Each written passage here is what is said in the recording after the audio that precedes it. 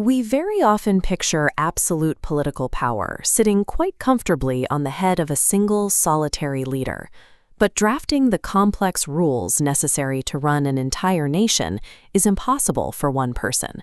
There is simply too much nuance and too many competing interests. To process the diverse needs of millions of people, you need a massive, highly structured apparatus.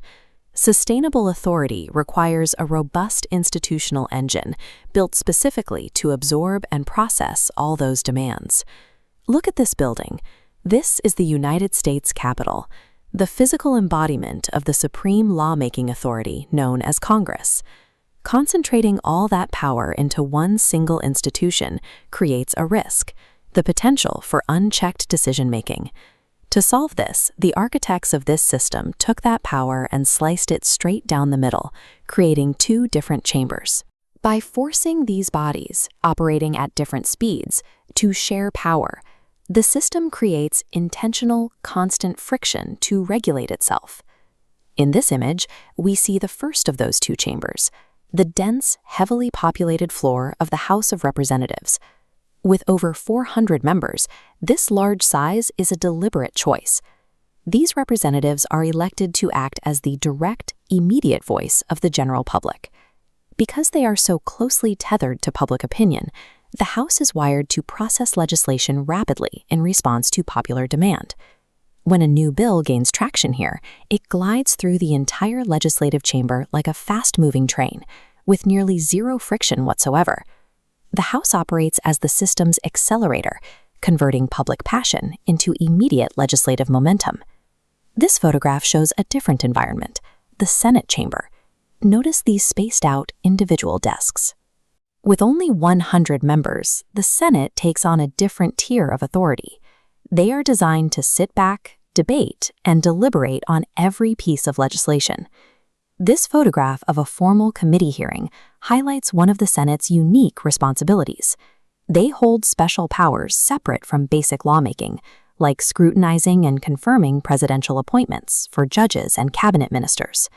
They also hold the exclusive authority to negotiate and approve international treaties with foreign nations. These heavy, consequential responsibilities force the Senate to operate at a methodical crawl, detached from the energy of the House. By prioritizing scrutiny and long-term stability over immediate action, the Senate acts as the system's brakes. Imagine a highly popular new piece of legislation rocketing out of the House, riding incredibly high on public momentum. The moment that bill crosses over into the Senate's jurisdiction, it hits a massive wall. Senators pull the text apart, may scrutinize every line, demand modifications, and often rewrite the original intent of the bill. This bottleneck is exactly what the architects intended. It forces lawmakers to pause and prevents rash, one-sided laws from slipping through. Now we have a standoff, a fast-tracked bill passed by the House and a modified version held by the Senate. And here is the absolute rule of Congress. No single chamber can bypass the other to enact a law on its own. This triggers a mandatory negotiation phase. Both sides are forced into a room to strip away their extremes and find a middle ground. Because the legislation had to survive both the intense passion of the public and the elite scrutiny of the Senate, the resulting policy is resilient. Only when both chambers achieve total alignment does the bill finally become a binding law. Look at the center text of this official legislative document to see the exact phrasing declaring this final agreement. And down at the bottom, the signatures of the Speaker of the House and the President of the Senate lock in their mutual consent side by side. Congressional power rests on a mechanical design that mandates compromise.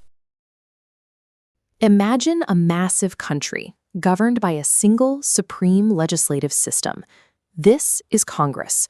For a rule to apply to hundreds of millions of people, it must originate here. This building is the absolute center of national lawmaking. But there is a structural anomaly at play. This authority isn't concentrated in a single room. It is deliberately divided into two distinct halves, the House of Representatives and the Senate. Why would a nation take its most powerful engine of government and split it right down the middle, slowing itself down. The mechanics of this division define which bills pass and which ones fail. To understand the logic, we start with the House of Representatives.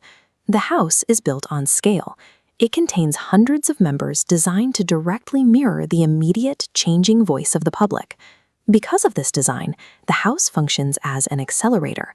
It captures popular will and moves legislation rapidly. It operates like a high-speed train. When an idea gains public support, the House pushes that bill forward with populist momentum. Its primary purpose is to ensure the government can react quickly to the immediate demands of the population. Across the hall is the Senate. As you can see in this chamber, there are far fewer members, but their individual authority sits at a different level. Senators are not designed to blindly agree with the House. Their structural role is to act as a rigorous filter, and often a roadblock. Beyond lawmaking, the Senate holds exclusive powers. They alone approve the president's highest appointments, such as confirming national judges and cabinet ministers. They also hold the sole authority to review and approve international treaties negotiated with foreign nations.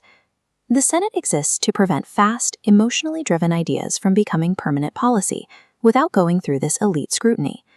We can see this in action by following a single idea on its journey to becoming a law.